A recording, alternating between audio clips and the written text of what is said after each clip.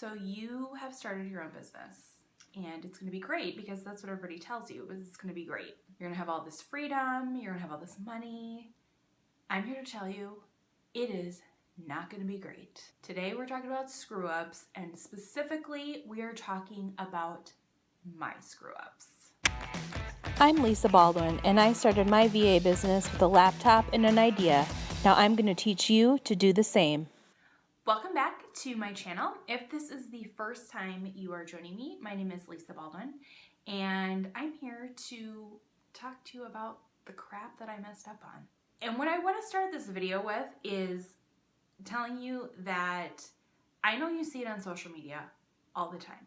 You probably see it in other YouTube videos that you watch. Everybody tells you that you're going to start this business, and if you just follow these simple steps, everything's going to work and everything's going to be great.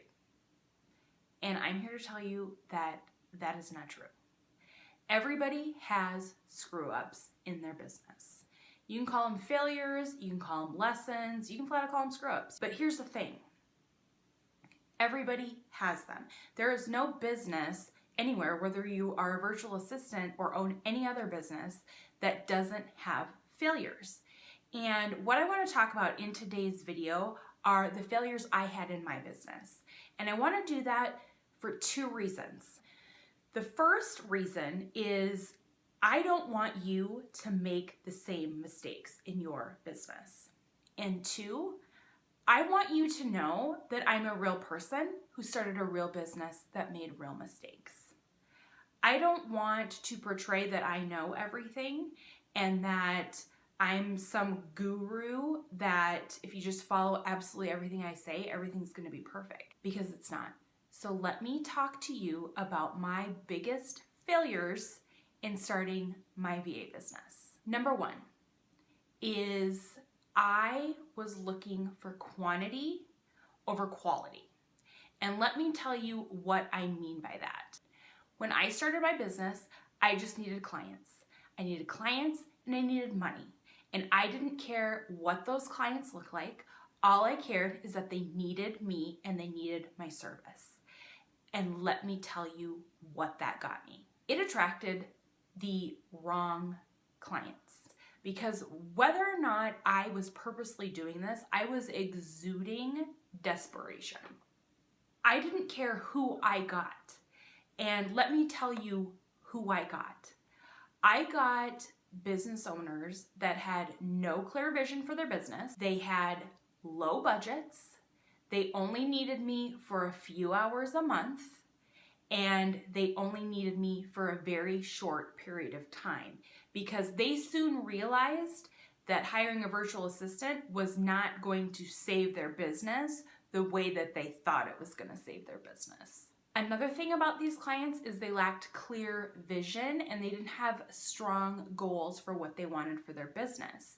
So I was getting those people as clients, so therefore I had quantity, I had money coming in, I could say I have this many clients, but the problem was the quality of clients that I had was not going to help me grow my business.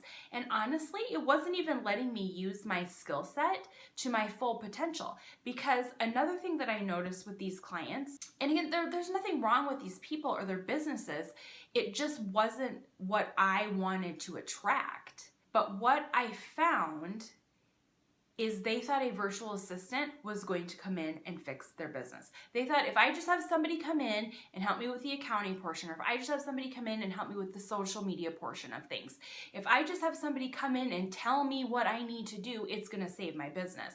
I can't save anybody's business.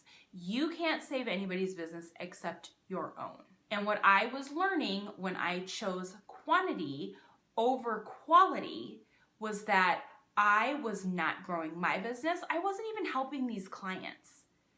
These clients were searching for something that I couldn't provide.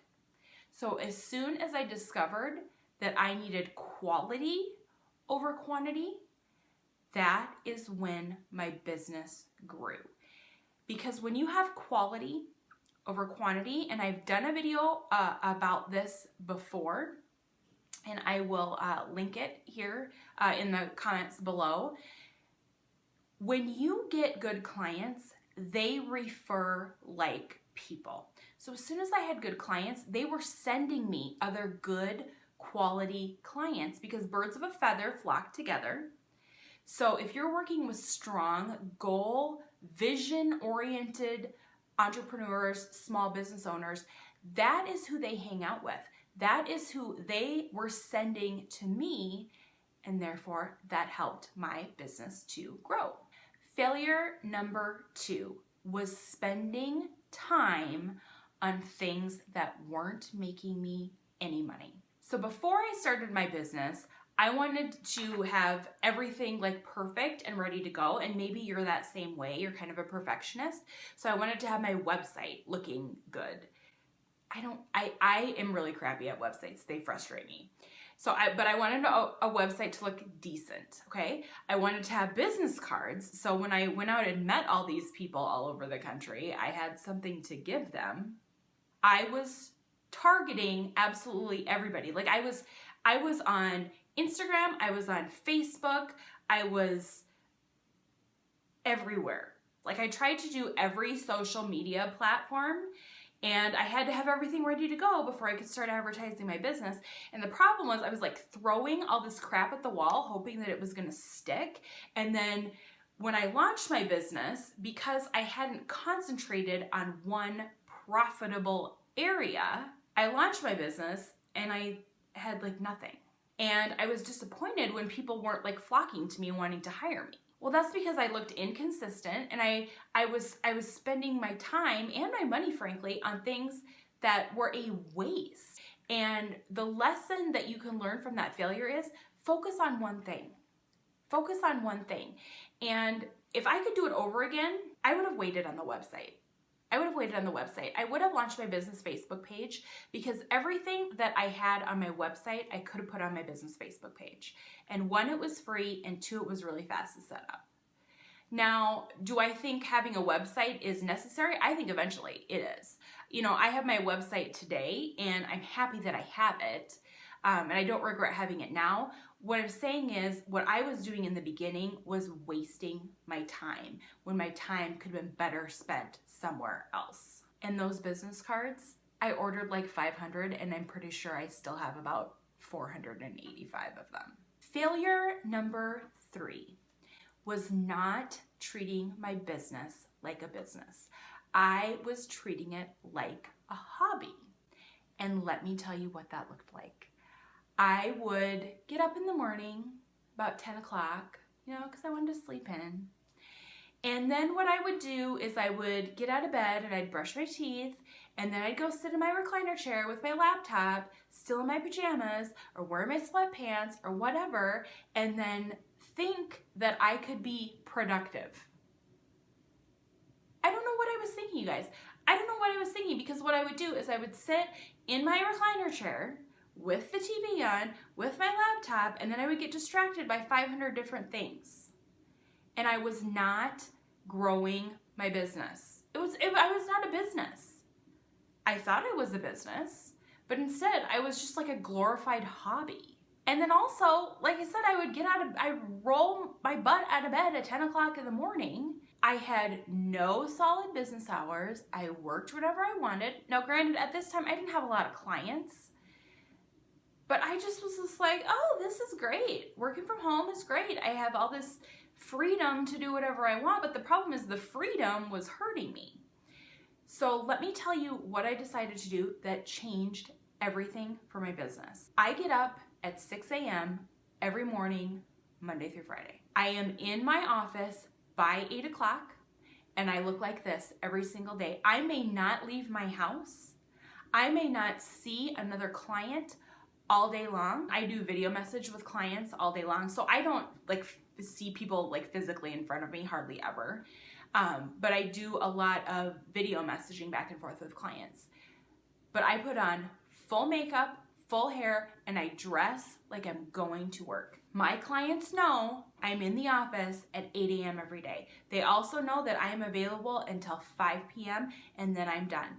I had to start treating my business like a business. It was no longer a hobby, and as soon as I started doing that, I felt honestly more empowered. I felt more in control of what I was doing. I felt like I honestly had a job, and that made all the difference for me. Failure number 4 is not setting boundaries. Now, I have actually made 2 videos about this. One video is about setting boundaries with your clients, and the other video is about setting boundaries with yourself. And I failed in both areas. The first is when I didn't set boundaries with my clients, this is what happened. Clients knew that they could contact me 24/7. And here's why they thought that. It wasn't my client's fault, it was my fault. Because what would happen, and this is where the creating boundaries with yourself comes in, is I would work all hours of the day. And I wasn't like consistently working from sun up to sundown, but I would work a few hours here and there. Remember, I was working from my recliner chair in my pajamas. So I would do a little work at 10 o'clock in the morning. I'd do a little work at 8 o'clock at night. And what was happening is I was messaging my clients questions. And so in my client's head, they're like, oh, it's 8 o'clock at night, but Lisa's still working. And then that was the precedent that I was sending. So they always felt that I was available. So again, it wasn't my client's fault. It was my fault because I didn't set up the boundary, or I didn't set up the expectation that I only work from 8 to 5. So to wrap this up, you might follow me on Facebook. You might follow me on Instagram. I really hope you follow me on YouTube. If you haven't already, please subscribe. Also, if this video has helped you at all, please like, because this is how I know what sort of content you are looking for, is your feedback. If there was any failure in here that you're like, I never even thought of that, please leave me a comment, because that's how I know what you are looking for and I can bring you valuable content. But again, you might follow me on all these places and it might look like everything in my business is great. You might follow other entrepreneurs or other small business owners and think everything looks great. And then you have missteps in your business and you feel like a complete and utter failure. Let me tell you this, you are gonna make mistakes. I'm gonna have mistakes. I bet a year from now, I could make the same video and have 4 or 5 other failures that I've made between now and then. It's gonna happen, but honestly, that is how you grow your business. You have to make mistakes. So again, if you found this helpful, please hit the subscribe button, ring the bell so you are notified every week when I am here, and I will see you in the next video.